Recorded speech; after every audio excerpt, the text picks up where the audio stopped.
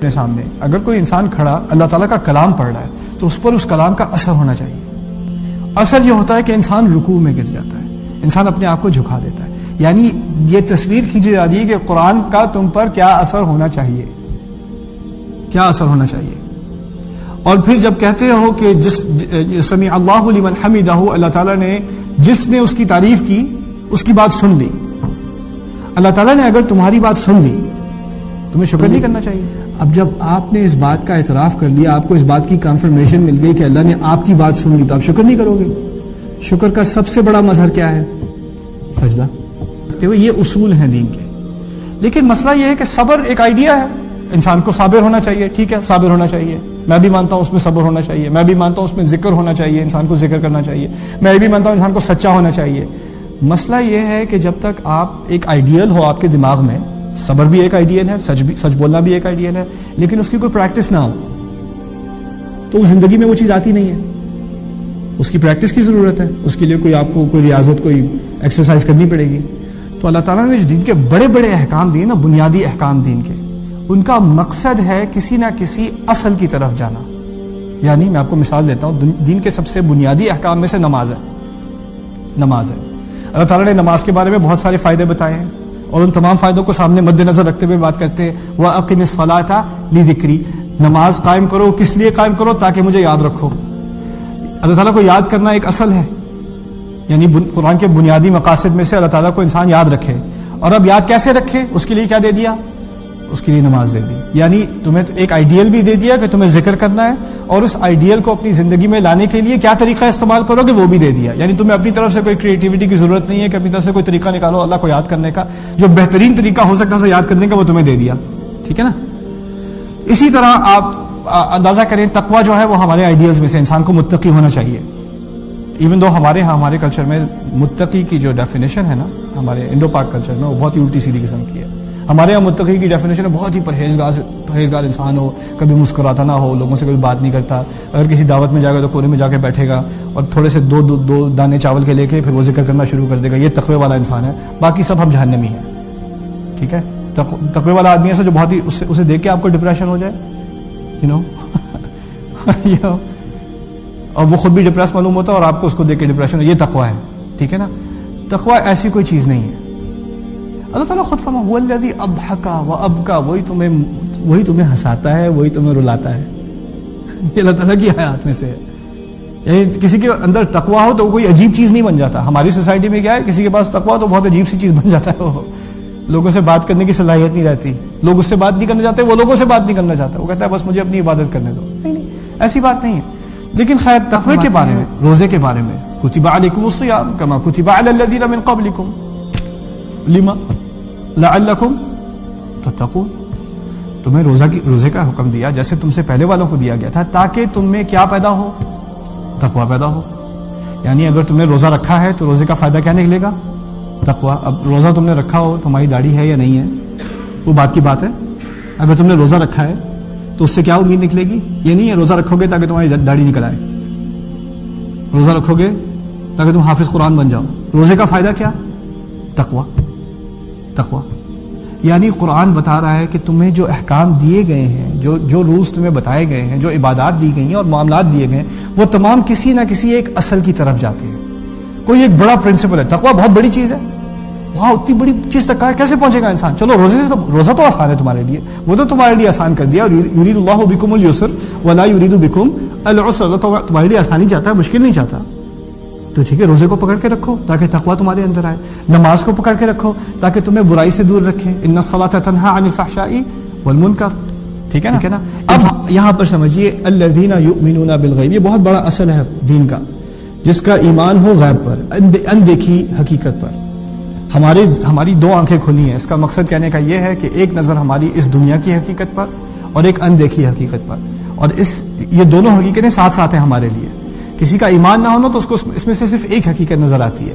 مسلمان کو ہمیشہ دو حقیقتیں نظر آتی ہیں. جیسے میرے اندر, آپ کے اندر, میں آپ کو دیکھ رہا ہوں, میرے سامنے ایک جسم ہے, ایک انسان ہے, لیکن اس انسان کے اندر ایک روح بھی ہے. اب انسان دونوں کا بنا ہوا ہے نا, صرف جسم نہیں ہوں میں, نہ صرف روح ہوں, دونوں اکٹھے ہوں. یعنی میری اپنی حقیقت میں بھی ایک دیکھی چیز ہے اور ایک اندیکھی چیز ہے. عام لوگوں کا ایمان کس بات پر ہے؟ دیکھی چیز پر. مسلمان کا ایمان کس بات پر ہے؟ دیکھی پہ اور اندیکھی پہ. اسی طرح سمجھیے قرآن بات کرتا ہے کہ درخت آیت ہے، پرندہ آیت ہے، آسمان آیت ہے، ان سب میں آیات ہیں. ان فی ذلک لآیات، ان تمام میں آیات ہیں. آیات تو ایسی چیز ہوتی ہیں جو اللہ تعالیٰ کی یاد دلائے. آیات ایسی چیز ہوتی ہیں جو آپ کو اللہ تعالیٰ سے قریب لے کے جائے. قرآن کی آیات ہیں، یہ آیات ہیں. پھر اللہ تعالیٰ آسمان کو آیات کہہ رہا ہے، پرندے کو آیات کہہ رہا ہے، تمہاری اپنی خلق کو آیات کہہ رہا ہے، تمہارے ہاتھوں کو آیات کہہ رہا ہے. اس میں کیسے آیت ہے؟ اچھا دیکھنے میں تو ہاتھ ہے، لیکن اس کے اندر ایک اندیکھی حقیقت ہے، اس کے اندر بھی ایک ہدایت ہے. اس پہ غور کرو گے تو اس میں سے بھی ہدایت نکلے گی. ایک مکھی میں بھی غور کرو گے تو ہدایت نکلے گی. اس کی مثال بھی تمہیں ہدایت دے سکتی ہے. ٹھیک ہے نا؟ تو ایک دیکھی حقیقت ہے اور ایک اندیکھی حقیقت ہے. اب اس بات کی طرف اشارہ کہ جو قرآن پر ایمان لے آئے اس کو پھر وہ چیزیں نظر آنی شروع ہو جاتی ہیں جو عام لوگوں کو نظر نہیں آتی. اس کی سوچ بدل جاتی ہے. ایک چھوٹی سی مثال اس سوچ بدلنے کی میں آپ کو بھی دے دوں. آپ چل رہے ہیں رستے میں، اب ٹیکسس پہ تو کیونکہ ہماری گھاس کی کچھ کمی ہے، درختوں کی کمی ہے، لیکن کہیں آپ کو گھاس کا کوئی پیچ نظر آ گیا، گھاس اگ رہی ہے، آپ کے دماغ میں کیا خیال آئے گا؟ کوئی بھی گھاس کو کوئی بھی دیکھتا ہے کہتا ہے اچھا گھاس ہے، اور کیا سوچنے کی کیا چیز ہے، گھاس ہے. لیکن مسلمان کے یا مومن کے، اہل قرآن کے، جو قرآن کا طالب علم ہو، اس کے دماغ میں کیا بات آئے گی؟ او اچھا اچھا اچھا، یہ جو زمین ہے جو مردہ تھی، مری ہوئی تھی، اس پہ اللہ تعالیٰ کی طرف سے اوپر سے پانی آیا، اور اس پانی کے آنے کے بعد اس مردہ زمین میں سے زندگی نکل آئی. ایسی بات ہے نا؟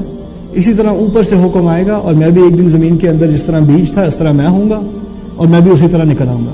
یعنی گھاس کو دیکھ کے آپ کو قیامت کا دن یاد آ جاتا ہے. یہ قرآن کی تربیت ہے. ان العاجلہ،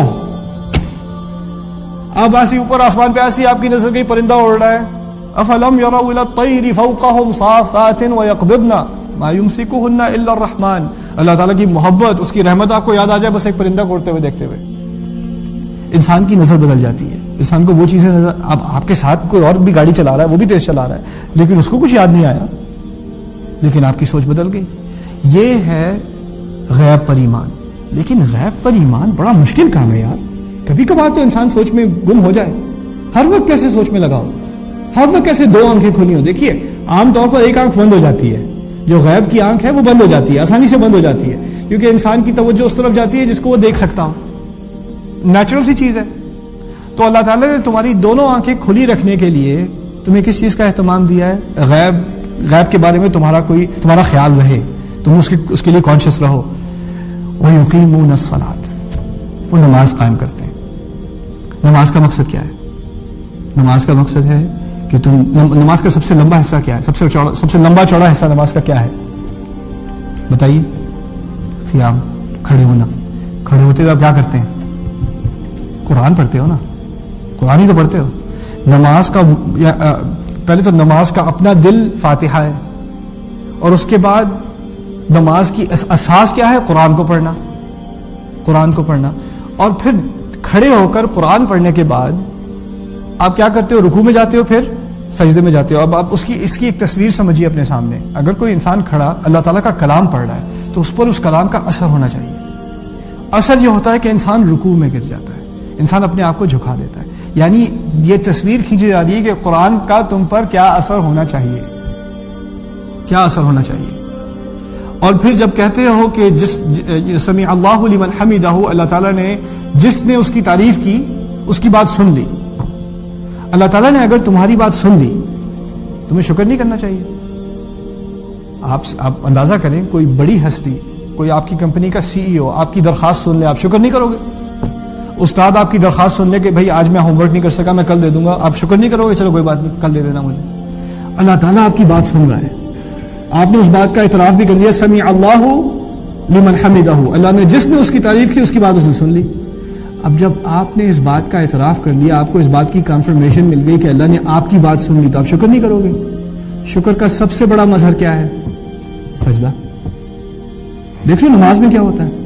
نماز میں آپ کو اللہ تعالیٰ کے ساتھ ہم کلامی، اللہ تعالیٰ کے ساتھ ایک کمیونیکیشن جو آپ کی شروع ہوتی ہے، اس سے پھر آپ کو وہی، کیونکہ اللہ تعالیٰ جو ہے اس سے زیادہ اندیکھی کون سی حقیقت ہے.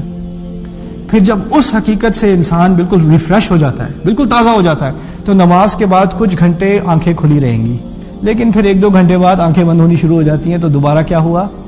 اگلی نماز کا وقت آ گیا، دوبارہ کھول لو بھائی، پھر اگلی نماز کا وقت. الذین یقیمون الصلاۃ، آپ کو اس کا رب سمجھ آ رہا ہے؟ الذین یؤمنون بالغیب ویقیمون الصلاۃ.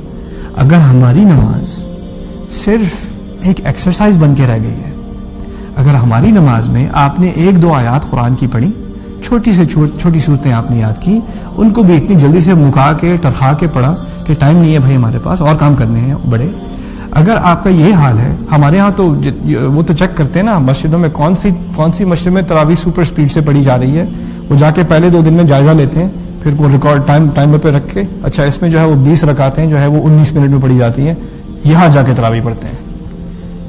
اور یہاں یہ بات صرف ہمارے پیچھے دیش کی نہیں ہے، یہاں بھی کوئی قاری غلطی سے آ جائے جو آرام سے تلاوت کر رہا ہو، ترنم سے پڑھ رہا ہو، تجوید سے پڑھ رہا ہو، اس کے بعد میں ذرا سپیڈ بڑھا دیں ذرا اور کام ہے. یعنی ہمارے ہاں نماز کا مقصد کیا رہ گیا ہے؟ نماز کا جو اصل کیا تھی؟ نماز خود سے ایک اصل نہیں ہے، نماز کا مقصد ہے غیب کی حقیقت تمہارے لیے کھولنا تاکہ وہ آنکھ بند نہ ہو.